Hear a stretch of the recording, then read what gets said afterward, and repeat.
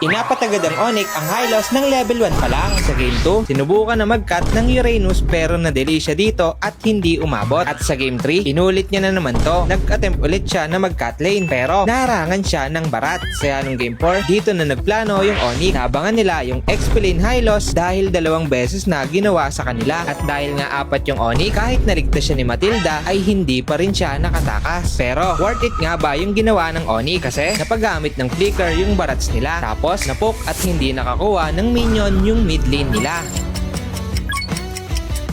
Ang sagot ay oo kasi nagbunga to nung first turtle fight. Level 4 na yung barats ng Onyx tapos yung Hylos ng kalaban kailangan pa mag-clear para mag-level 4. Kaya naman nauna sa positioning dito yung Onyx at nakuha nila yung turtle. At kung gagawin nyo to, ito lang yung mga kailangan yung tandaan. Maganda lang gawin to kapag ang kalaban nyo ay malakas mag-cut lane tulad ng Uranus, Pakito, Barats, Bene, Camus at Freya. Sila kasi yung makukunat at matatapang na gumagawa nito. Kaya naman pwede nyong abangan pero dapat ang hero nyo may sapat na CC para hindi makatakbo at masayang yung abang nyo. At pag nagawa nyo to at na-pick up nyo yung nag-cut, ang laking advantage nito sa early game. At yun lang, sana may natutunan kayo. Sana makatulong!